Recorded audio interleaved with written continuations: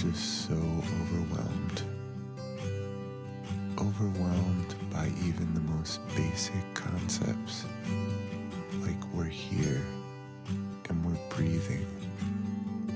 It's all just so much to take in at once. And maybe to avoid a state of panic, we tell ourselves stories and oversimplify life into strict categories and generalizations, just so we can begin to feel like we understand. But there is a mystery beyond our concepts, beyond our certainties, beyond our categories. And maybe fully embracing the fact that we're so overwhelmed is how we take the first step towards feeling fully alive.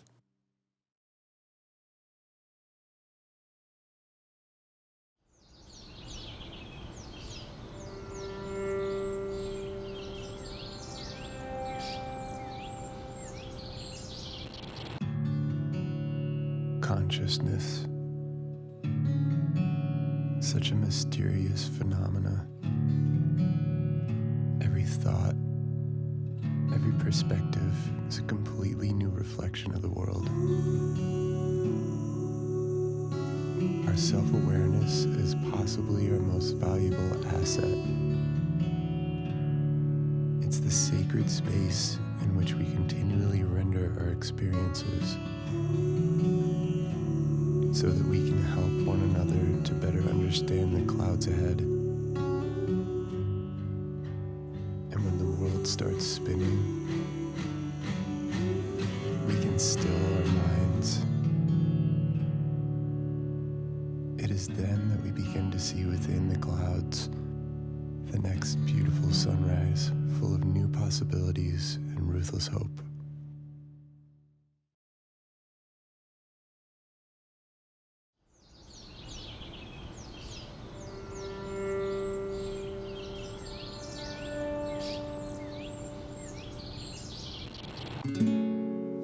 We are here, and we have an essence.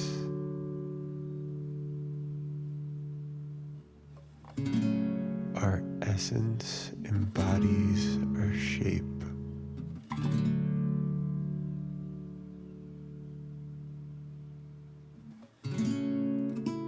Our shape is held by blood and bone.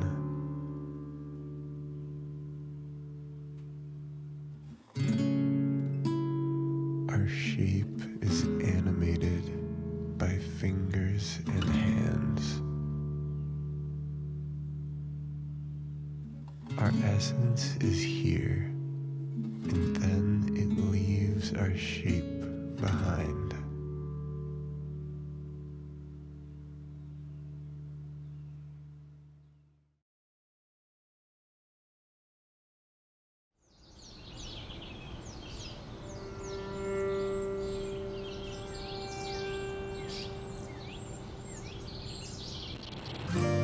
We are incarnated into a body.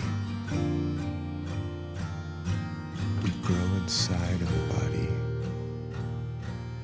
and we emerge from a body. We awaken to the inheriting of our consciousness,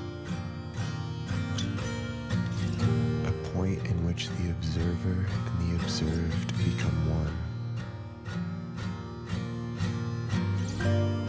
The observer becomes animated and integrated into the midst of the observation.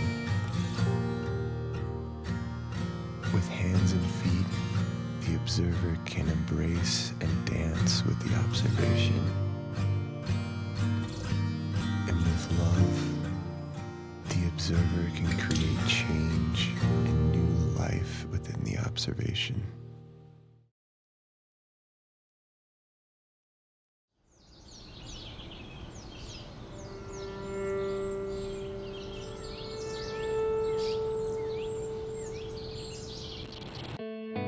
Everything enters this world as the epitome of vulnerability, completely dependent upon other us to survive. Our vulnerability enables relationship and helps us begin to understand empathy. We taste vulnerability so that we can begin to know how sweet and how fragile life is. Our vulnerability and our love are an intimate dance that is connected to a much larger purpose.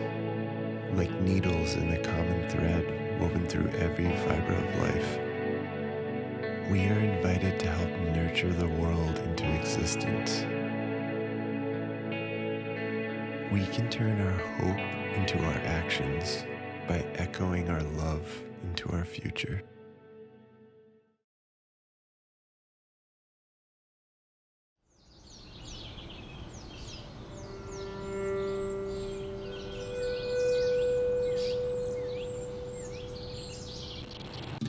We breathe involuntarily, without our effort, without ever giving it a thought. We could take a lifetime of breaths before ever knowing how to breathe or where our breath comes from. We are like infants, asleep in the arms of the energy surrounding us, and we share this energy with all that have ever lived. We receive a gift every time we take a breath. So may we live like every breath is a gift.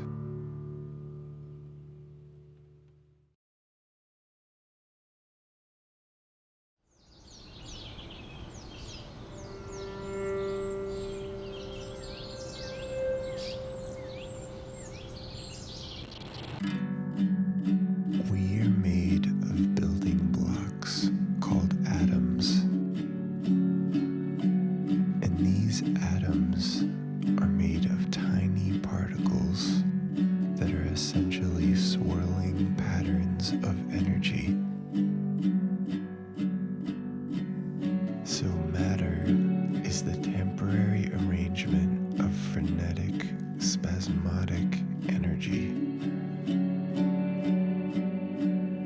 That means at our core, we are energy in relationship. And we are representations of a world that is self-transcending. A world that continues to create newness through relationship.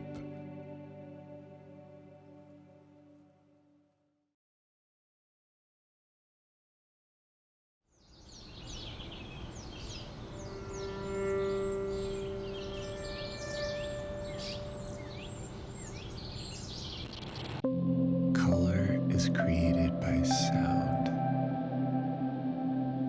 There is an energy that interacts with all matter. And this interaction causes everything to oscillate in vibration. And different rhythms of vibration create different frequencies. The human eye is able to see certain frequencies as colors. And each color we see corresponds to a pitch within the musical scale. Everything is resonating with sound. And we are able to see and hear the rainbow because the universe is vibrating.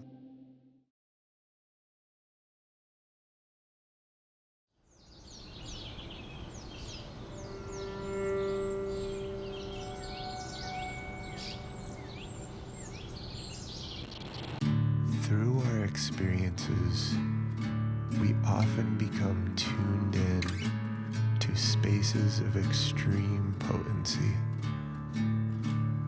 where we're suddenly able to stand beside an emotion and partake of it. And the more intense the experience, the more fine-tuned we become. We often become tuned into many feelings at once, feeling the push and pull of the white noise. When we're brought to these places, we find that many times others are right there with us. As we discover what it means to arrive in these spaces, we'll get better at finding our way through them, and we'll be able to help others get through them with us.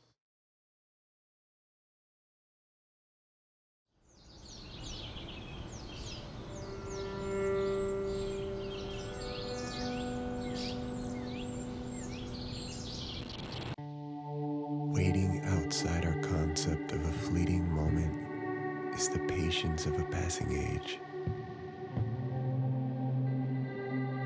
Muffled inside our 24-hour window is the persistent pulse of plant and harvest. Floating above our racing cars is the gentle fade from light to dark. Buried below our economic prosperity is the steady spiral of life and death. Residing before our measurement of precise moments is a deeper rhythm to life that we partake when we lose sight of time. When the heartbeat of our experiences cannot be displaced by the ticking of a clock.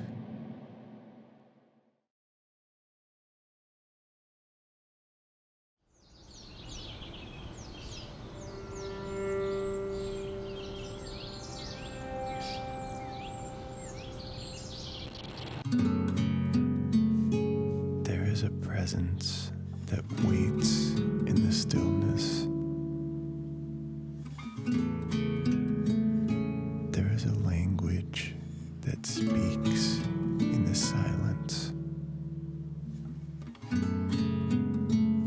There is a wilderness that lives in the space between. There is a song that sings in the quiet. The distinctions we make are in the notes we play, but the music that we make is in the space between the notes, in the possibility that waits.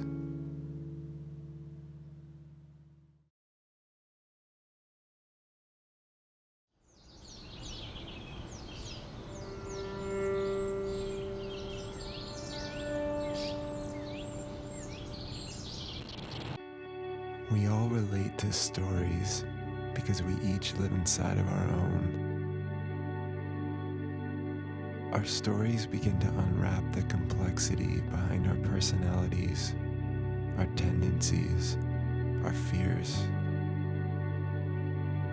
Our stories help connect us to better understand our own pain so we can begin to heal.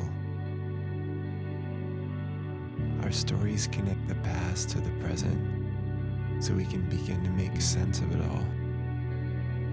By learning someone's story, we become a part of them, and it reminds us that we're all human. When we learn each other's stories, we can begin to better understand the pages of our own. And when we tell our own stories, we can turn each other's pages that were lost along the way into something new.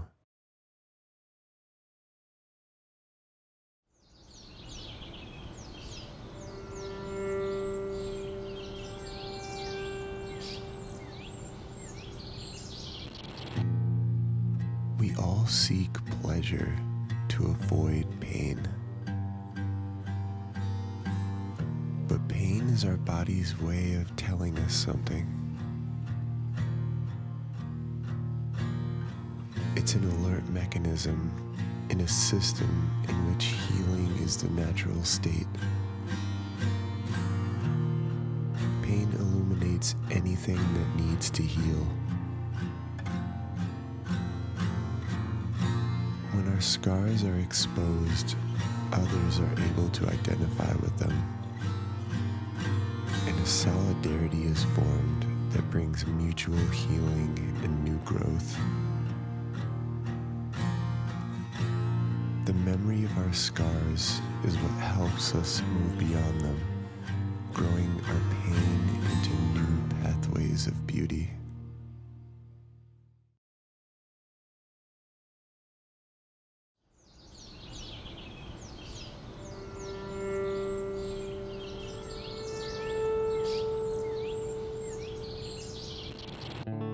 We each have our own set of lenses through which we see the world. Our preconceived notions, our assumptions, our biases, our beliefs. They're all lenses through which we see the world. And all of our lenses create layers, and these layers can refract and distort the images we see. As we become more aware of all the lenses we have in place, we can begin to ask ourselves, what would life possibly look like without them? And then, instead of seeing things as we are, perhaps we'll be able to get a better glimpse into things as they are.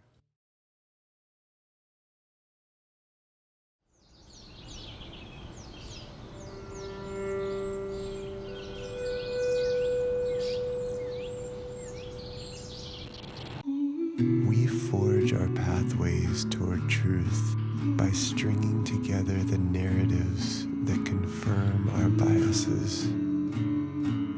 But these narratives often lack the substance and the context of actual life experience.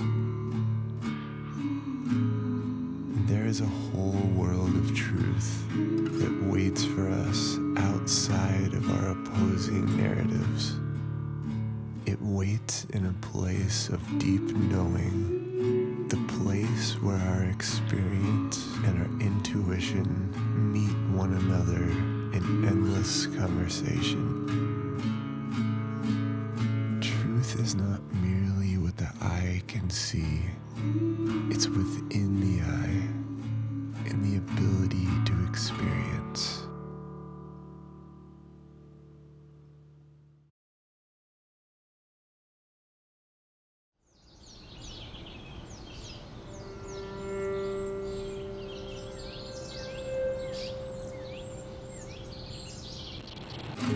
When certainty becomes our compass, it leads us to the space of our design. But when wonder becomes our compass, it allows us to leave that space behind. And we begin to see the possibility that lies beyond our certainty. And the joy of exploration becomes our direction into the wilderness of uncertainty, into the dwelling place of mystery, abiding in the unknowable, resting in the questions without answers.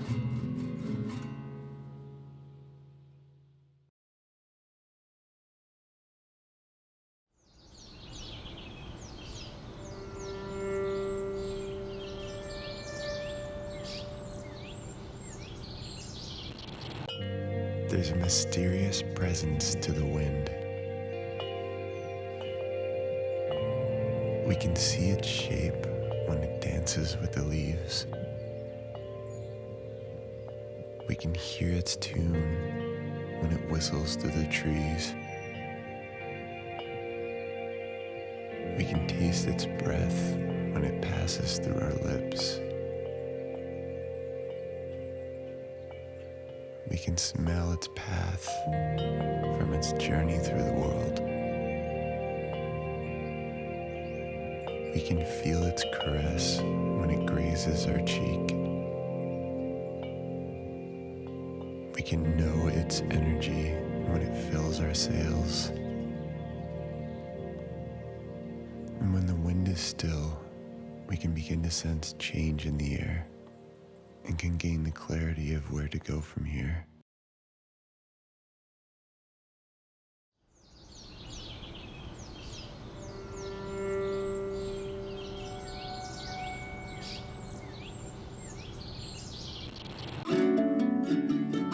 What do you believe?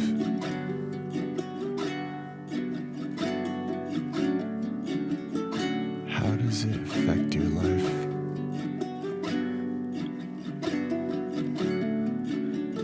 The choices that you make.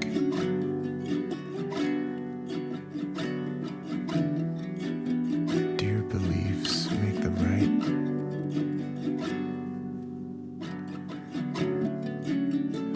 Why do you believe?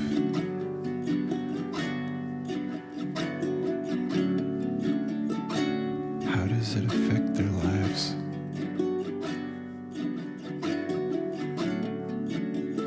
The lines that you draw.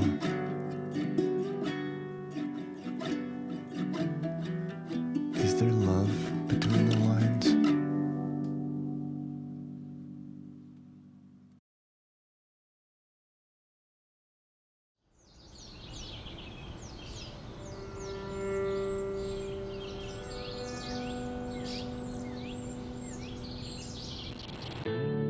Who is our neighbor? Is it the one we welcome with open arms? The one we say doesn't belong? The one that can do no wrong? The one we just can't begin to forgive? The one we call our friend? The one we call our enemy?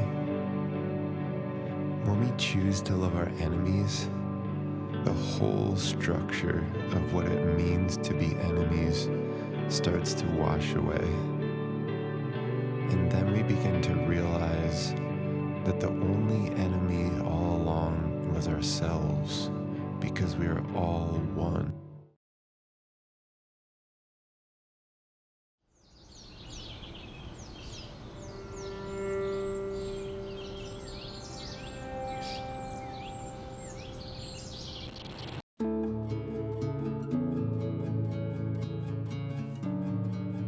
We are surrounded by beauty.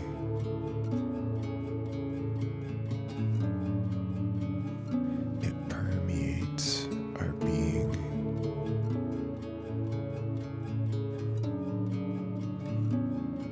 It draws us near.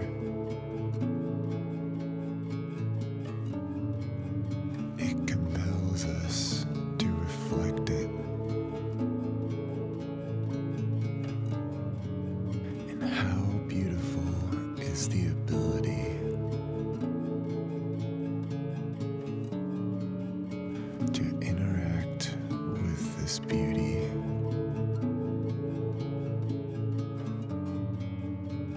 and reflect on our interaction.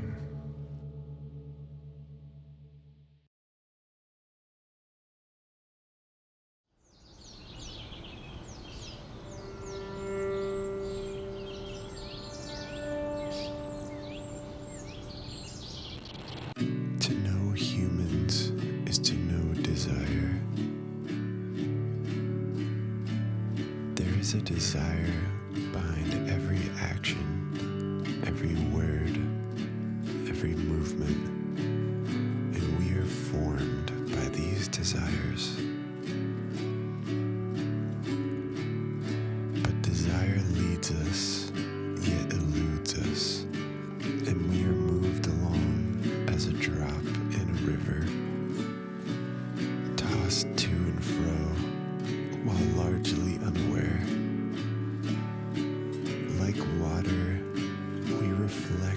desire of others, taking the shape of our surroundings. And like water, we submit to the vast relational current of formation.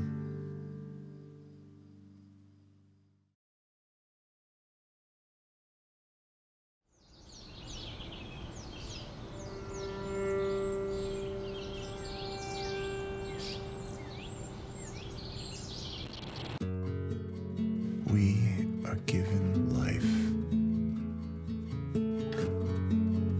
We are given knowledge. And with this life and knowledge, we learn and we grow. And when we become whole, we can then begin to give. So we give life, and we give knowledge until we empty ourselves, so that we may become the gift.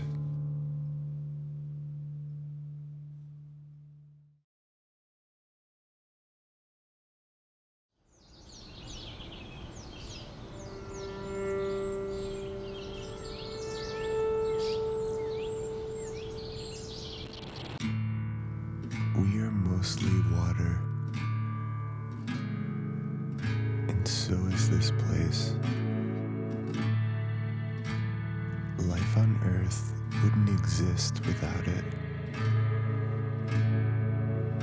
And water is always in motion, constantly changing location and form. Like water, we are also in a constant state of change, being reshaped by our environment and our experiences. Like water, we can submit to change, and we can be a life-giving resource for others. As we let life flow freely through us, we choose to join in the dance of creation.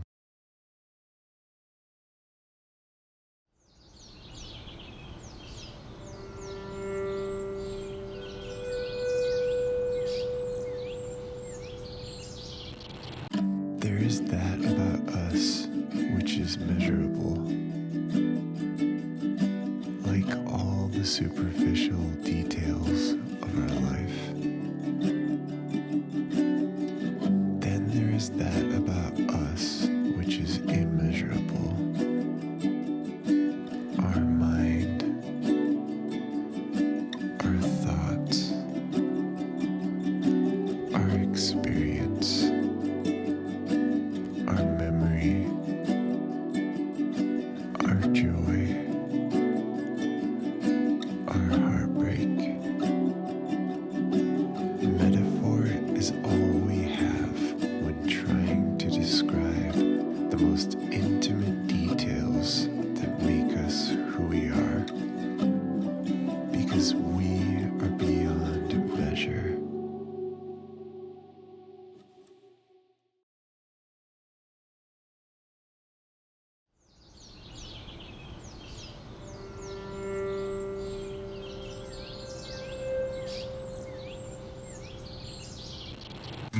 There is the part of us that experiences life, and then there is the part of us that is able to reflect on that experience, and then the part that is able to reflect on our reflection, and so on.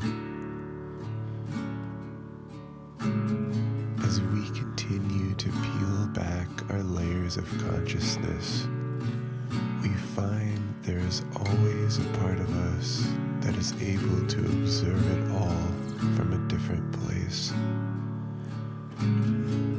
A part of us that is unaffected by our experiences.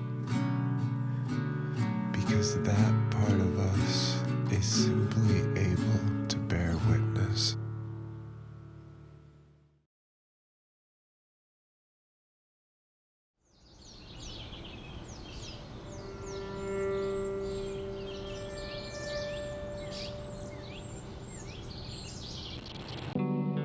Thoughts precede words, and thoughts conceive words. Words become mere representations of our thoughts, and every word carries a universe of thoughts within. We can use words to impart our thoughts into another mind. Our words transfer thoughts between our minds, and we become connected through these thoughts.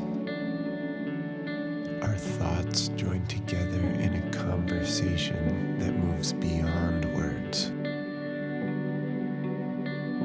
So when we share the words we find, we build a bridge between our minds.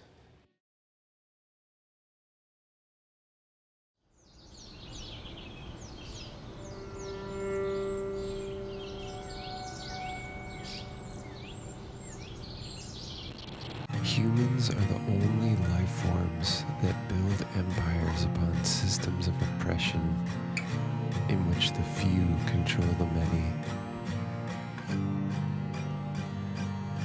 We are the only beings who exploit and deplete our resources, so the few are abundant at the expense of the many. We are the only species that decides an appropriate amount of pain for other living things, so the few can feast while the many suffer. These types of power fall like shadows. They stand tall for a moment before they disappear with a passing cloud, and the next shadow takes their place.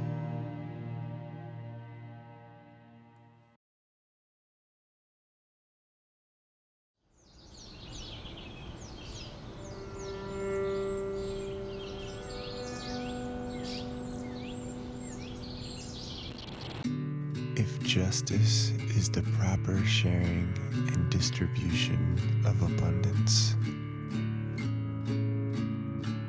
then injustice is when the flow of abundance is disrupted. Whether it be food, money, education, or human rights, justice allows all people to have enough. And when there is a hierarchy of human value, our empires of indifference become unable to hear the cries of those under the boot of injustice. But those who can hear the cries will seek to disrupt these hierarchies and reorder the world so that abundance flows freely.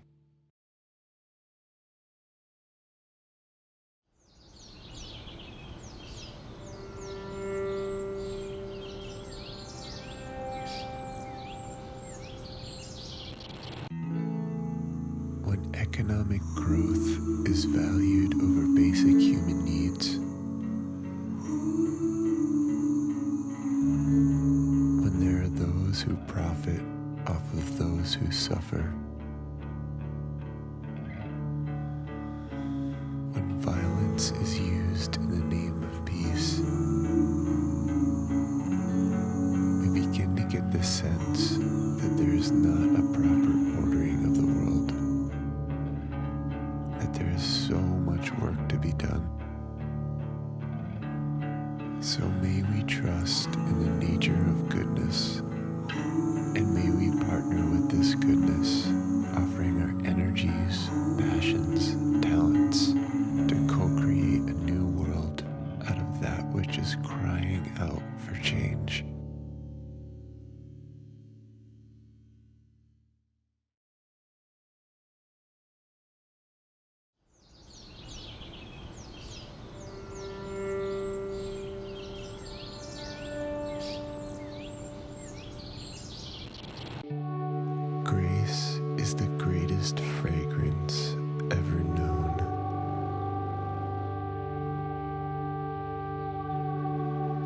fragrance that is only released when burned.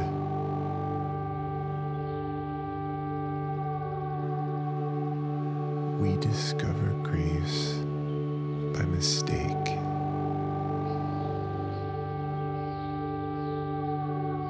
Because in order to learn, we must first be able to be wrong.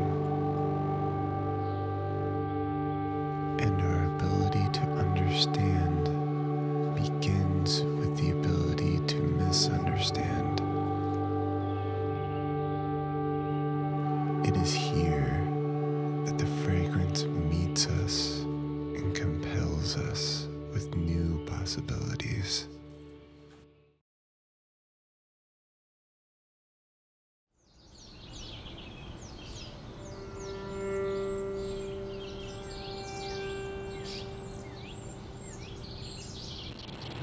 Forgiveness is the greatest story ever told. It's a story about a seed that is planted in the ash. And out of the ash rises new life. And a garden blooms from the land that was previously destroyed. We can be this type of gardener, the one that plants seeds of new possibility in the face of bitterness, the one that brings new life from the ashes of resentment, because the one who's forgiven is the one who forgives.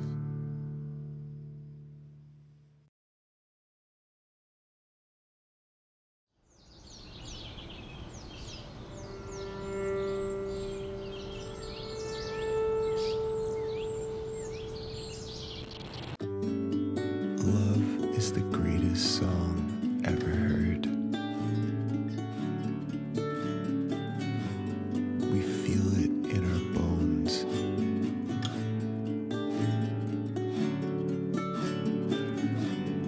It resonates with our blood.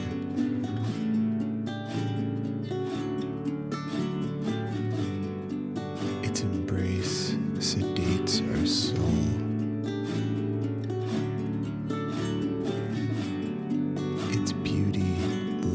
Us toward compassion.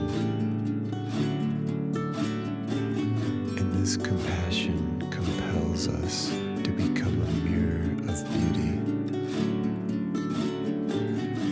And as we become mirrors of beauty, we begin to sing the song.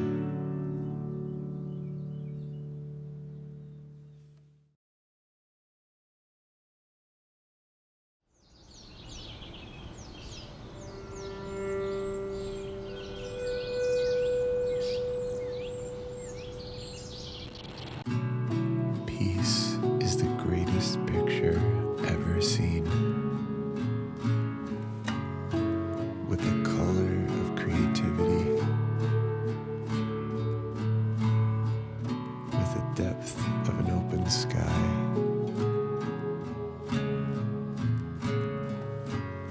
with a tree that bears fruit, with the well that holds water,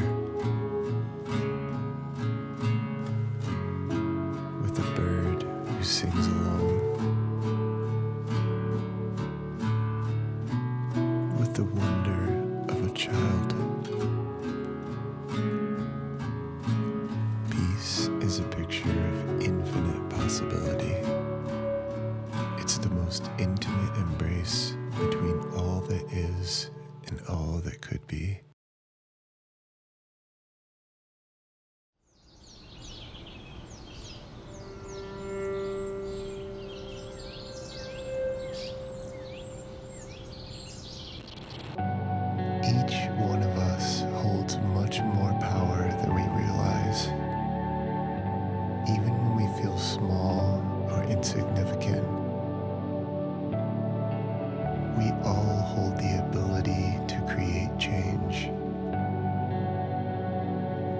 everyday routines have tremendous impact. Our mere gestures are massive forces. And it is in moments of chaos where new possibilities suddenly emerge. When we look together for goodness in the face of chaos, we will begin to see the change that is possible. And when we move together toward goodness in the midst of chaos, we will begin to see the change become reality.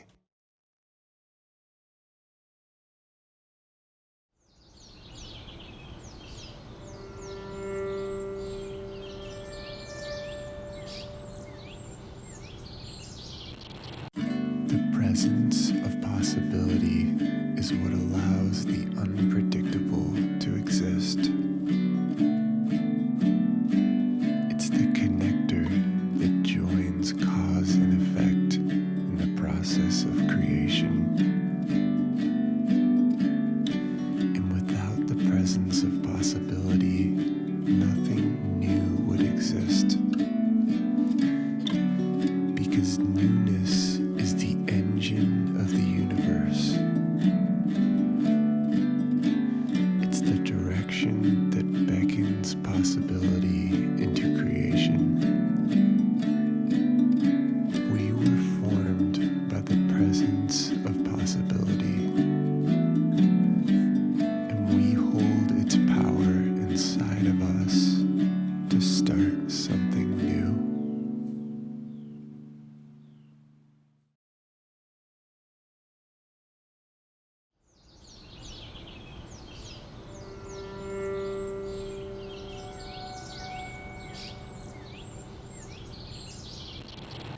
Life is drawn towards a question. All that is known moves steadily towards the unknown. And we don't know what will happen tomorrow. But we get to be here in the exact spot where the future becomes present, where new beginnings burst